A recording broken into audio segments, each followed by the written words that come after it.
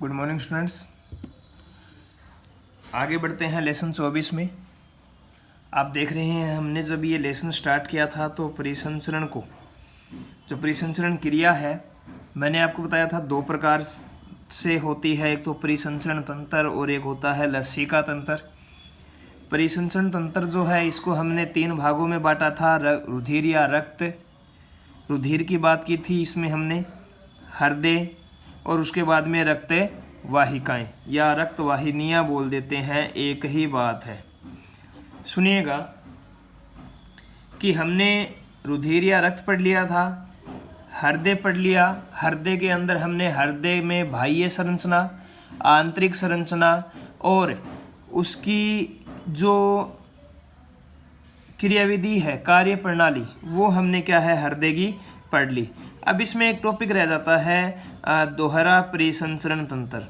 इस दोहरे परिसंचरण तंत्र को पढ़ने के बाद में अब हम बात करेंगे रक्त वाहिकाओं की और उसके बाद में हम बात करेंगे लसिका तंत्र की, जहाँ पे हमारा ये लेसन क्या हो जाएगा, कंप्लीट हो जाएगा।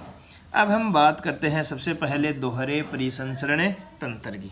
ये क्या होता है तो देखिएगा, हम बात करते हैं दोहरा परिसंचरण तंत्र। दोहरा परिसंचरण तंत्र का मतलब होता है कि हमारे शरीर में जो मनुष्य होता है, इस मनुष्य के शरीर में रक्त जो होता है ये हृदय से दो बार गुजरता है। दो बार गुजरने का मतलब होता है कि एक बार तो शुद्ध रक्त हृदय में आता है और एक बार अशुद्ध रक्त जो है ये भी हृदय में आता है। तो इस प्रकार इसे हम क्या कहते हैं, दोहरा परिसंचरण तंत्र कहते हैं। मनुष्य में दोहरा रक्त परिसंचरण तंत्र पाया जाता है। शरीर में परिसंचरण पूर्ण होने के लिए रुधिर हृदय में से दो बार गुजरता है। अशुद्ध रुधिर शरीर के विभिन्न भागों से हृदय के दाएं भाग में आता है और जो शुद्ध रुधिर है ये हृदय से शरीर में भेजा जाता है। तो इसे हम एक डायग्राम द्वारा समझते हैं। थोड़ा सा ध्यान दीजिएगा, डायग्राम बनाना भी आपको आना चाहिए। मैं बात कर रहा हूँ इस डायग्राम को, मैं इसको इस प्रकार से यहाँ पे बना रहा हूँ। थोड़ा सा देखिएगा कि आपको इस प्रकार से संरचना बनानी है।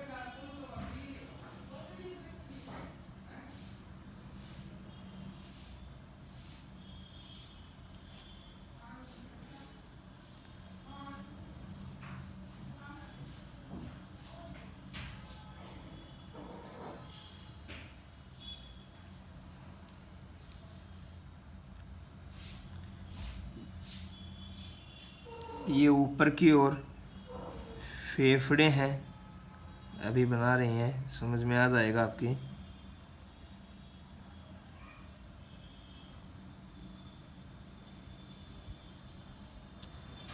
देखिएगा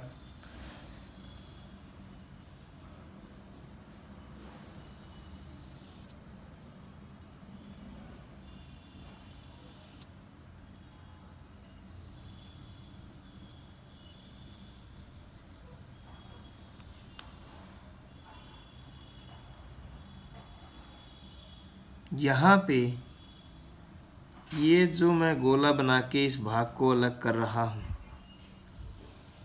ये बीच वाला भाग है हार्ट, हृदय। ये दायां भाग है हृदय का, ये बायां भाग है। यानी कि ये बायां आलिंद बायां नीले है और ये दायां आलिंद दायां नीले है। यहाँ पे मैंने बनाए हैं शरीर के आंतरिक उत्तक अंग, सेल्स, और यहाँ पे मैं बना रहा हूँ फेफड़े। आप देख रहे हैं क्या होता है कि हमें श्वसन के दौरान ऑक्सीजन गैस ग्रहण करते हैं। क्या ग्रहण करते हैं? ऑक्सीजन गैस ग्रहण करते हैं। श्वसन के दौरान जब ऑक्सीजन गैस ग्रहण करते हैं तो ये ऑक्सीजन गैस फेफड़ों से रक्त वाहिका, इसे बोलते हैं फुफ्फुसीय शिरा। इस फुफ्फुसीय शिरा द्वारा जो ऑक्सीजन युक्त रक्त है, यानी मैं कहूँ जो शुद्ध रक्त है, ये यहाँ से फेफड़ों द्वारा किस में आ जाता है? बाएं भाग में आता है। कहाँ आता है? हृदय के बाएं आलिंद में। बाएं आलिंद से बाएं नीले में जाता है और बाएं नीले से महाधमनी द्वारा कहाँ चला जाता है? आंतरिक ऊतकों में या शरीर के विभिन्न भागों में चला जाता है। किसके द्वारा? महाधमनी के द्वारा। महाधमनी द्वारा जो शुद्ध रक्त है, ऑक्सीजन युक्त रक्त, ये कहाँ चला गया? शरीर के आंतरिक ऊतकों में चला गया, शरीर के आंतरिक भागों में चला गया। यहाँ पे क्या बनती है? CO2 रिलीज होती है। क्या रिलीज होती है? CO2। और CO2 जो होती है ये रक्त में मिलती है, और ये रक्त जो होता है ये महाशिरा द्वारा, क्या बोलते हैं इसको? महाशिरा। इस महाशिरा द्वारा ये जो रक्त है, कौन सा रक्त है? CO2 युक्त जो रक्त है, ये CO2 युक्त रक्त किस में आता है? दाएं आलिंद में। और दाएं आलिंद से कहाँ जाएगा? दाएं नीले में। और दाएं नीले से इस फुफ्फुसीय धमनी द्वारा कहाँ चला जाएगा? फेफड़ों में। इसे हम बोलेंगे फुफ्फुसीय धमनी। CO2 युक्त रक्त है, इसमें अशुद्ध रक्त है, कहाँ चला गया? फेफड़ों में। और फेफड़ों से CO2 को क्या कर देंगे? हमें बाहर निकाल देंगे। तो ये जो प्रोसेस है, इस प्रोसेस को हम कहते हैं दोहरा परिसंचरण तंत्र। यानी कि जो रक्त होगा वो फुफ्फुसीय शिरा में और महाधमनी में कैसा होगा? शुद्ध होगा। महाशिरा और फुफ्फुसीय धमनी में कैसा होगा? अशुद्ध होगा।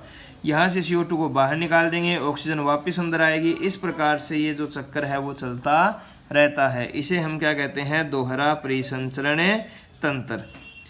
होता क्या है कि जो रक्त होता है, वो जो शुद्ध रक्त होता है जिसमें ऑक्सीजन होती है, वो बाएं भाग में रहता है हृदय के, और जो अशुद्ध होता है वो दाएं भाग में। इनमें बीच में आपस में कोई कनेक्शन नहीं होता, ये मैंने आपको पहले भी बताया था। शुद्ध है वो बाएं में रहेगा, अशुद्ध जो है वो दाएं में रहेगा। तो इस प्रकार से जो महाधमनी और महाशिरा है, इसके द्वारा जो रक्त है अशुद्ध और शुद्ध वो क्या रहता है? अलग अलग बहता है, मिक्स नहीं होता है। इस बात को आपको ध्यान रखना है। आगे सुनिएगा कि हम बात करें नए टॉपिक की, जिसका नाम है आगे रक्त वाहिकाएं। रक्त वाहिकाएं या रक्त वाहिनियां, इनके बारे में अध्ययन करते हैं। रक्त वाहिकाएं, सुनिएगा। रक्त वाहिकाएं जो होती हैं ये 3 प्रकार की होती हैं। जो रक्त होता है यह नलिकाकार संरचना में बहता है, जिसे हम क्या कहते हैं? रक्त वाहिनियाँ या रक्त वाहिकाएं कहते हैं। रक्त जो है वो एक नलिकाकार संरचना में बहता है, नली के अंदर बहता है, जिसे हम रक्त वाहिनियाँ, रक्त वाहिकाएं कह देते हैं। रक्त वाहिकाएं जो होती है ये मुख्यतः 3 प्रकार की होती है। एक तो होती है धमनी, एक होती है शिरा और एक होती है केशिका। धमनी, शिरा और केशिका। जो पहले हम बात करें धमनी शिरा की, धमनी शिरा जो होती है इनकी जो भित्ति होती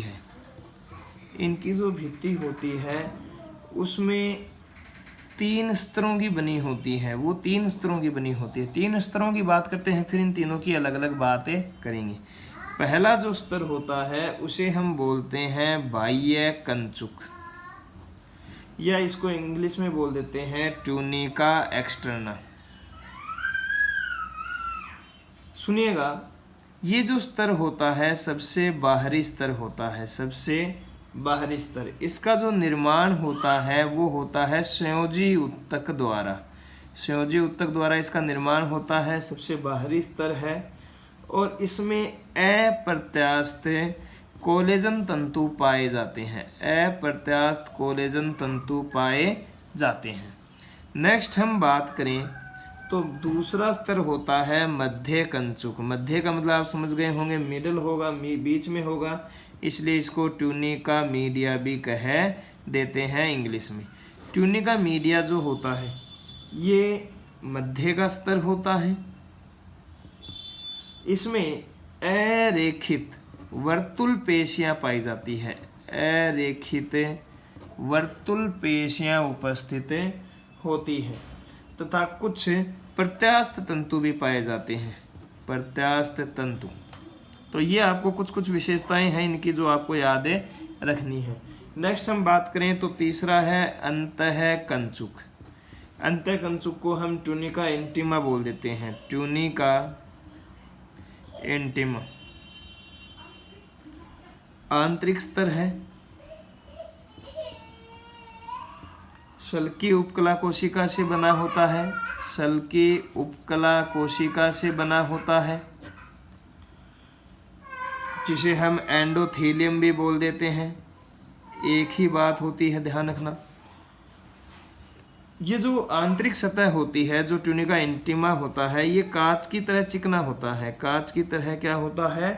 चिकना होता है या चिकनी सतह होती है ये। तो ये हमने बात की इनकी भित्ति की। अब हम इन तीनों के बारे में अध्ययन करते हैं। सबसे पहले हम बात करते हैं धमनी की। धमनी क्या होती है? तो धमनी जो होती है, ये जो ब्लड होता है, जो रुधिर होता है, इस रुधिर को हृदय से दूर ले जाने का कार्य करती है। मतलब हृदय से शरीर में जो रुधिर जो नलिका के द्वारा पहुंचेगा उसे हम क्या कहेंगे? धमनी कहेंगे। क्या कहेंगे? धमनी। धमनी जो होती है, इसका जो मध्य कंचुक होता है, जो मध्य कंचुक होता है, जो मिडल लेयर है इसकी, वो क्या होती है? अधिक मोटा होता है, अधिक मोटा स्तर होता है।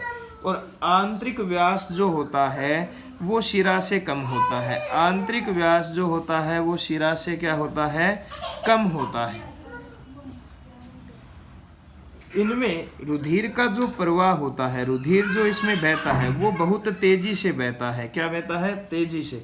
और अधिक दाब होता है। दाब जो होता है उच्च होता है और अधिक तेजी से इसमें से रक्त बहता है। तो ये जो धमनी है, इसमें क्या होता है कि कपाट नहीं पाए जाते हैं, किसी भी प्रकार के कपाट नहीं होते हैं। इसमें कपाट इसलिए नहीं होते हैं क्योंकि हृदय से रक्त जो होता है शरीर में बहता है और वापस जो उल्टा रक्त है वो एक से वापस जो है विपरीत दिशा में इसमें रक्त नहीं बहता है, इसलिए कपाटों की आवश्यकता इसमें नहीं होती। वैसे महाधमनी जो होती है या फुफ्फुसीय कांड जो होते हैं, इनके आधारी भाग में हमने पढ़ा था हृदय के अंदर अर्धसंद्राकार कपाट होते हैं। अर्धसंद्राकार कपाट जो कि हृदय के अंदर थे। फुफ्फुसीय कांड में महाधमनी के सिरे पर जो खुलने के बाद में क्या होता है, जो शुद्ध रुधिर होता है वो हृदय को शरीर को विपरीत जाता है, वितरित होता है। अर्धसंद्राकार कपाट जब बंद होते हैं तो आपने सुना होगा वो डप वाली ध्वनि जो है वो भी इसमें सुनाई देती है।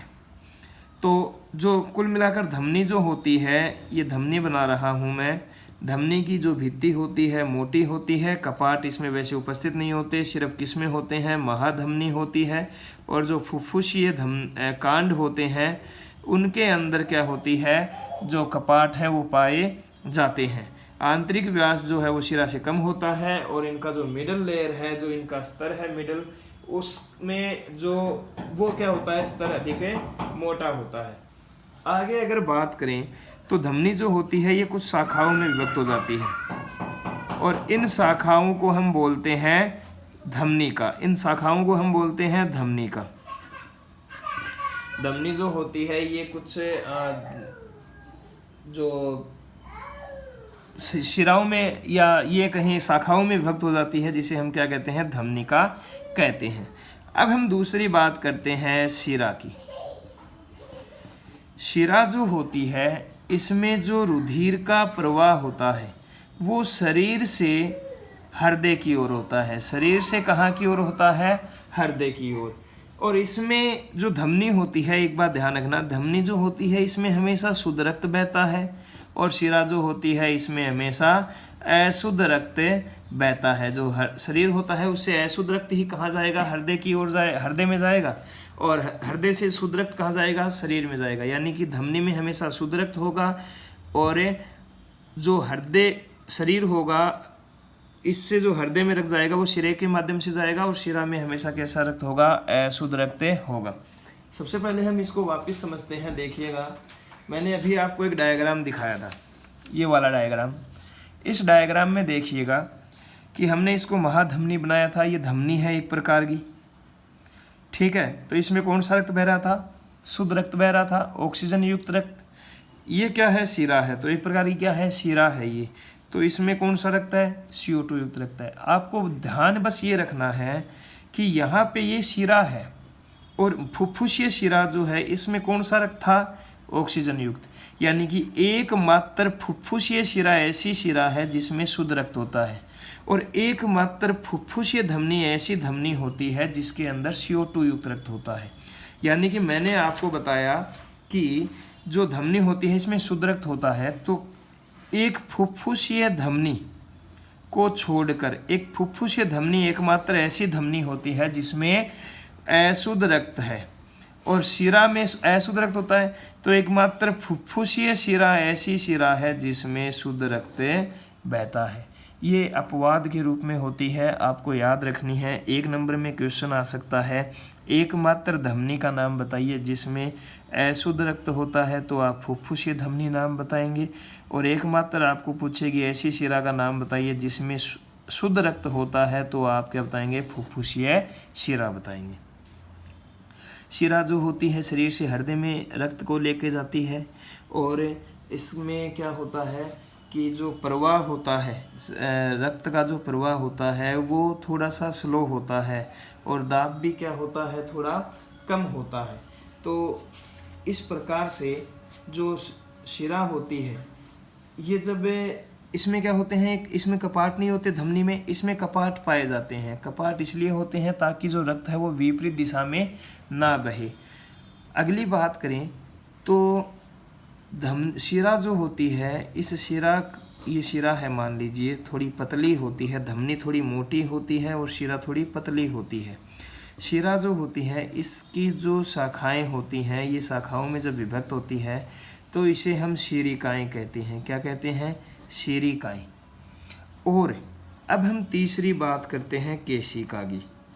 केशिका क्या होती है, तो आप ये कहना कि धमनिका और शीरिकाएं जो होती हैं इनको मिलाने वाली जो संरचना है बीच वाली, इस बीच वाली संरचना को हम क्या कहते हैं, केशिका कहते हैं।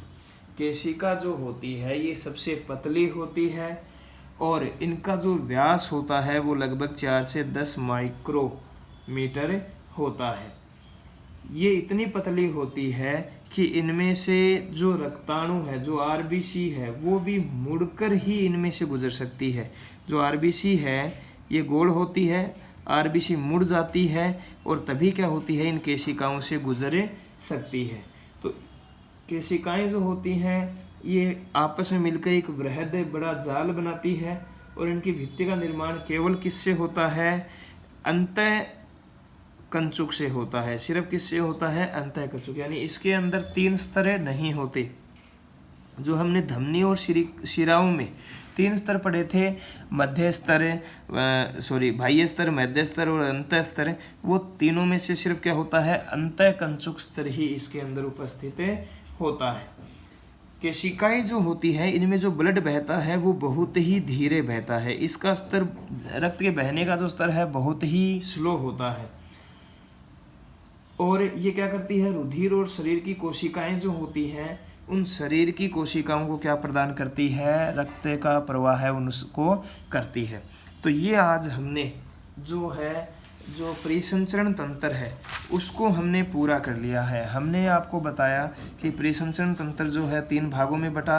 रुधिर हमने पढ़ लिया, हृदय हमने पढ़ लिया, और रक्तवाहिकाएं हमने पढ़ ली।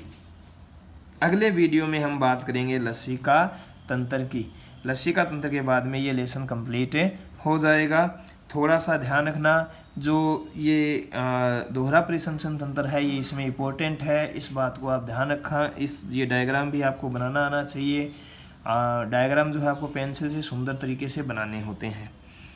तो हार्ट जो होता है उसके बाएं भाग में हमेशा शुद्ध रक्त रहेगा, इस बात को ध्यान रखना है। और दाएं भाग में हमेशा अशुद्ध रक्त रहेगा। अशुद्ध रक्त हम CO2 युक्त रक्त को बोल रहे हैं और शुद्ध रक्त हमें ऑक्सीजन युक्त रक्त को बोल रहे हैं। तो ये हमने रक्त वाहिकाएं परिसंचरण तंत्र जो है वो कंप्लीट कर लिया है।